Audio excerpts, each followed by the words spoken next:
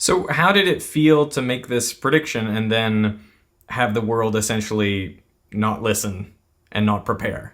Well, there's no good feeling that comes on something like this saying, I told you so. If anything kills over 10 million people in the next few decades, it's most likely to be a highly infectious virus rather than a war. I just think back of could I been more persuasive? But we've actually invested very little in a system to stop an epidemic. We're not ready for the next epidemic.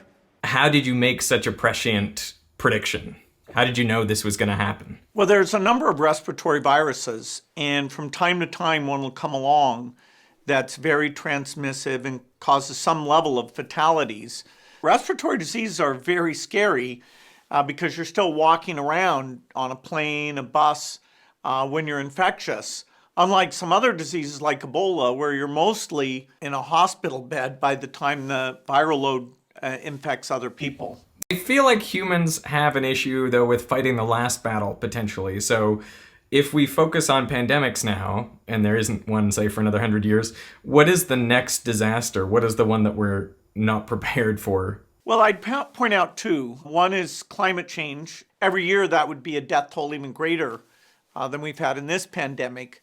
Also related to pandemics is something people don't like to talk about much, which is bioterrorism, that somebody who wants to cause damage could engineer a virus. And so that means the cost, the chance of running into this is more than just the naturally caused epidemics like the current one. It feels to me like there's something similar about pandemics and climate change or like asteroid impact, which is that, they're not very tangible, but you could do a little bit. I don't know. It seems like humans are not very good at those sorts of problems. Well, my favorite writer, Václav Smil, wrote about all the potential kinds of disasters, like, the risk of an asteroid, the risk of a, Yellowstone-like eruption. And in fact, he showed that pandemics were significantly the biggest thing, other than a human-caused nuclear war, that we needed to be more prepared for. So what changes do we put in place to be readier for the next one? And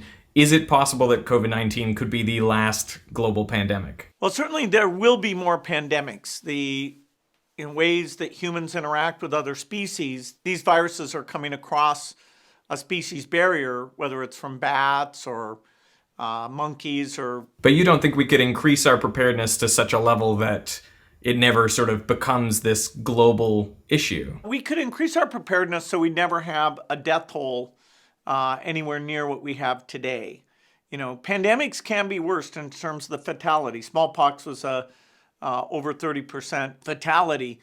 So a little bit we were lucky that the fatality here is not super high. But we can nip it in the bud. It'll still get to a lot of countries, but the number of deaths, with the right system should be 1/10 of what we've seen here.